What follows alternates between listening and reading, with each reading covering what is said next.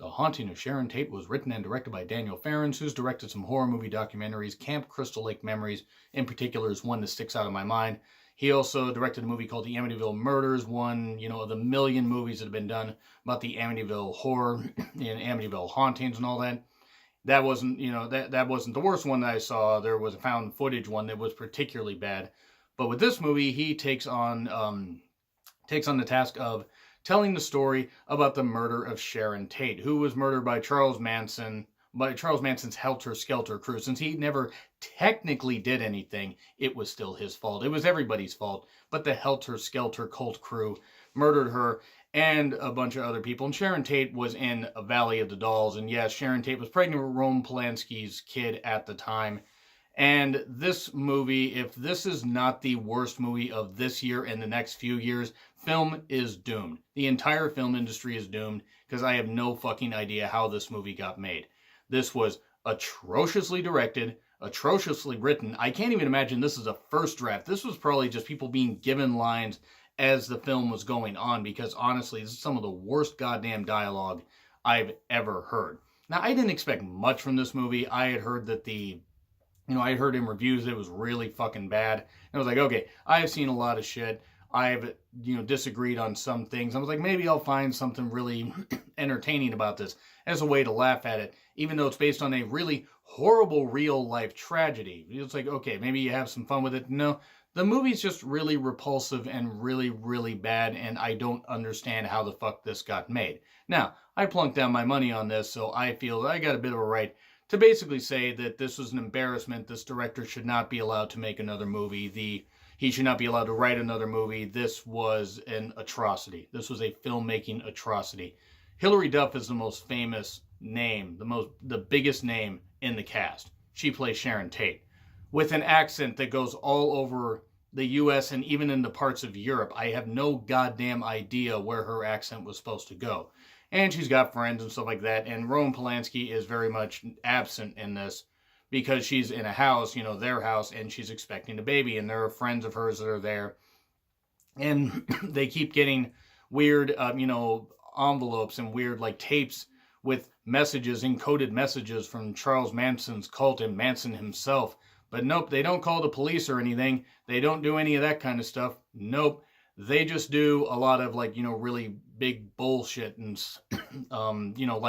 let's just realize that, oh, nothing bad's going to happen. Nothing bad's going to happen. They try to go with this weird subplot that maybe two of the friends are in on this and trying to drive Sharon mad, and that really goes nowhere. This movie was stretched to 90 minutes, and I have no idea how. Wait, I do. It's because they included a whole bunch of long walking sequences and about 25 dream sequences.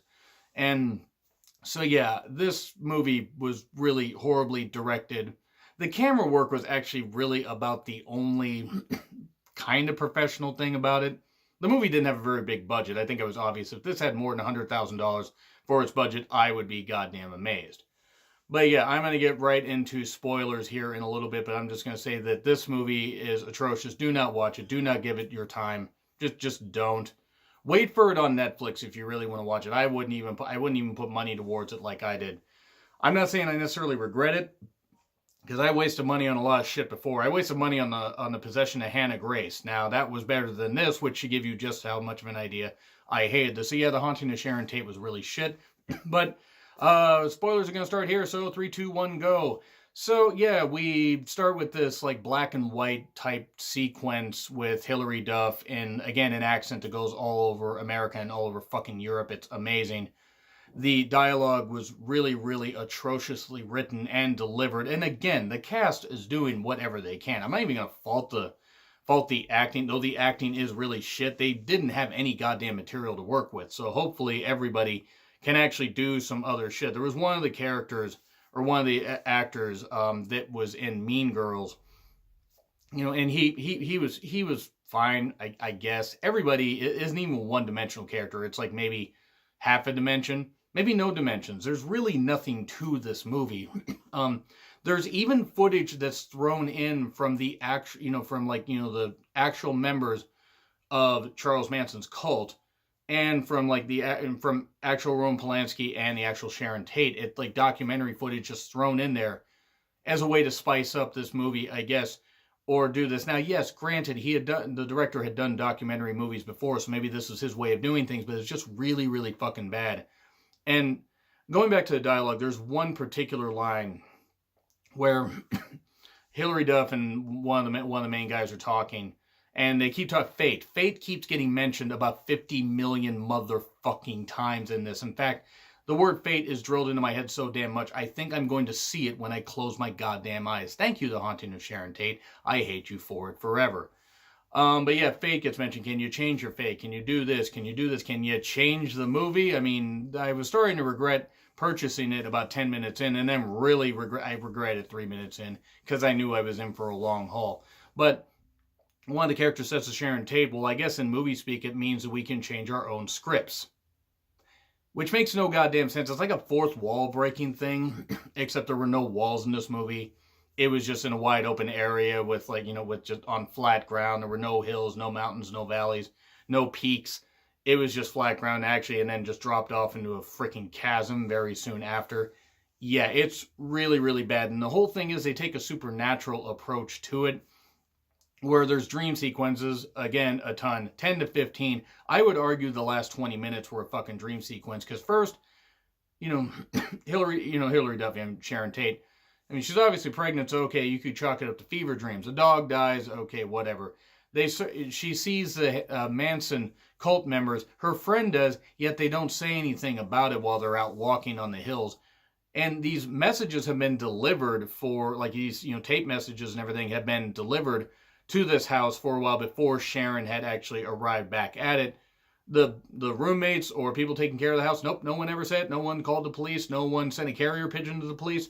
Nobody bothered to get a private eye. Nobody bothered to maybe get a goddamn gun. No, nobody bothered to do that at all.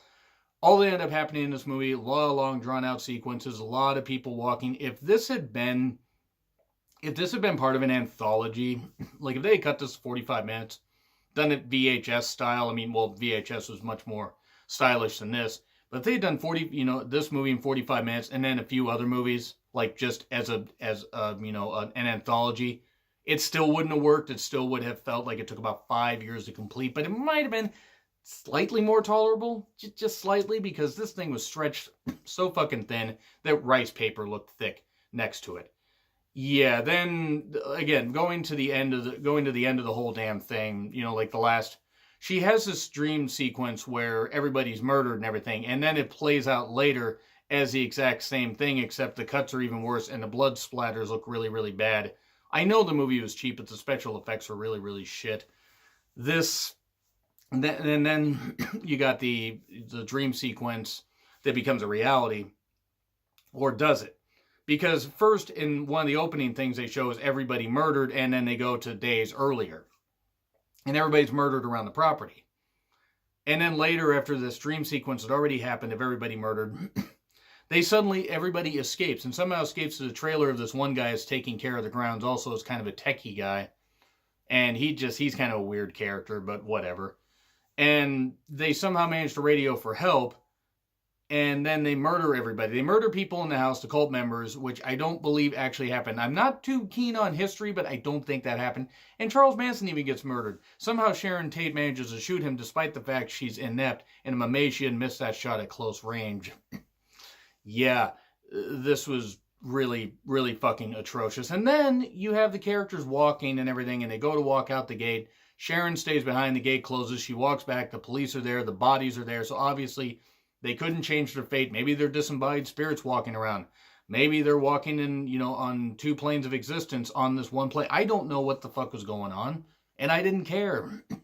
The movie sure as fuck didn't care, because it made sure the audience didn't care one goddamn bit. If there's anybody out there that enjoyed this, I'm glad you did. I sure as fuck didn't. Worst movie of the year. If anything beats this in 2020 and 2021, I will be amazed. This was worse than Slender Man, and I hated Slender Man. This was worse than Truth or Dare. Worse than The Possession of Hannah Grace. This was worse than The Prodigy.